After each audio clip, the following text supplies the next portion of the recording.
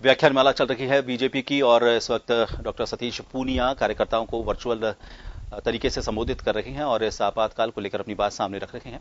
चलिए कुछ और खबरों का रुख करते हैं। केंद्रीय माध्यमिक शिक्षा बोर्ड ने अपनी परीक्षाएं रद्द कर दी हैं। कोरोना के बीच परीक्षाओं को लेकर अब सस्पेंस एक तरह से खत्म हो गया है। कक्षा 10वीं और 12वीं की बची हुई परीक्षाएं 1 जुलाई से होनी थी। सुप्रीम कोर्ट में हुई सुनवाई के दौरान बोर्ड ने अपने इस निर्णय की जानकारी दी। मानव संसाधन विकास मंत्रालय के साथ बैठक में बोर्ड के अधिकारियों ने कहा था कि 10वीं कक्षा का इंटरनल असेसमेंट से रिजल्ट तैयार करना आसान है, लेकिन 12वीं कक्षा के मामले में इस तरह रिजल्ट तैयार करने में दिक्कत आएगी।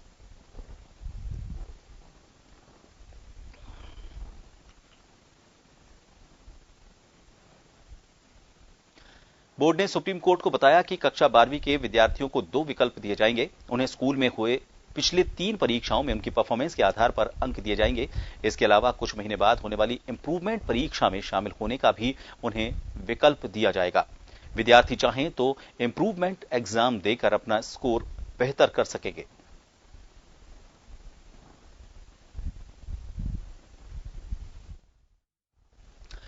और इस खबर पर ज्यादा जानकारी लेंगे। जयपुर से हमारे संवाददाता अनिल हमारे साथ जुड़ चुके हैं। अनिल, काफी पसोपेश रहा है इन एग्जाम्स को लेकर, 10वीं और 12वीं को लेकर। कभी ये सुनने में आता है कि कुछ तारीखें आई हैं, लेकिन कई बार असेसमेंट पुराना जो है उसको लेकर इनका रिजल्ट जारी करने की बात कही गई थी। अब जबकि सुप्रीम कोर्ट से बात के बाद ये स्पष्ट हो चुका है कि 10वीं और 12वीं के एग्जाम नहीं होंगे, तो ऐसे में सस्पेंस किस हद तक अब खत्म माना जाए? क्या इसमें जो एक ऑप्शन नया दिया गया है कि चाहे तो इंप्रूवमेंट एग्जाम दे सकते हैं, इसकी वजह से कुछ और पेचीदगियां आने वाले वक्त में हो सकती हैं? देखिए प्रभात, पेचीदगियां आने वाली जरूर है। हालांकि एग्जाम होगा या नहीं होगा, या फिर सीनियर के स्टूडेंट को 2 ऑप्शन दिए गए हैं। एक रास्ता कहीं ना कहीं निकाला गया है कि आखिरकार कोरोना संक्रमण के बीच में किस तरह से स्टूडेंट को सुरक्षित रखा जा सकता है, क्योंकि लगातार ये डिमांड रही थी। आज भी हम राजस्थान में अगर देखा जाए तो उच्च शिक्षा के एग्जाम्स को पोस्टपोन करने की मांग लगातार यहाँ पर की जा रही है। ऐसे में मामला सीबीएसई को लेकर भी सुप्रीम कोर्ट तक पहुंचा था। वहां पर जवाब तलब हुआ और बोर्ड ने आखिरकार अपना पक्ष रखते हुए परीक्षाओं को रद्द करने की बात यहाँ पर रखी है। 10th के जो स्टूडेंट है उनको पिछले 3 एग्जाम के आधार पर मार्किंग दी जाएगी और उसके बाद में अगली कक्षा में उन स्टूडेंट्स को प्रमोट कर दिया जाएगा। लेकिन सबसे बड़ी बात ये थी कि सीनियर के स्टूडेंट्स के साथ में आखिरकार किस तरह से मार्किंग सिस्टम वहाँ पर किया जा सकता है।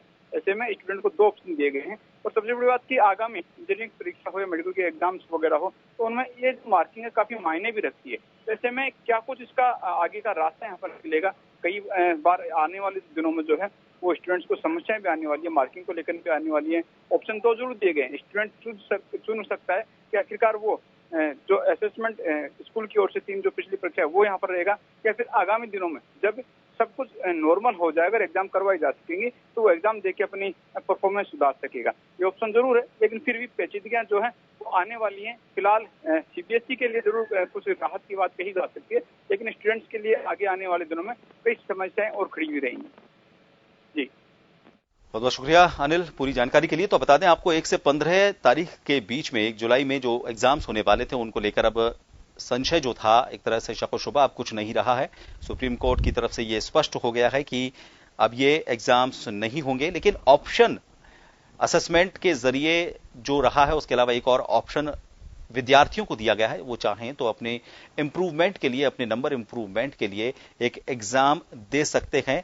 वो इंप्रूवमेंट एग्जाम अपनी परफॉर्मेंस बेहतर करने के लिए दे सकते हैं। तो जाहिर तौर पर उन बच्चों के लिए भी ये खुशखबरी है जिन्हें ये लगता है कि असेसमेंट जो उनके पुराने रखे हैं उनमें अगर कहीं कोई गलती उनसे हो गई हो, कहीं कम नंबर रह गए हों, कहीं मार्किंग कम रह गई हो, तो वो आगे अपनी अच्छी तैयारी करके खुद की ग्रेड बढ़ा सकते हैं।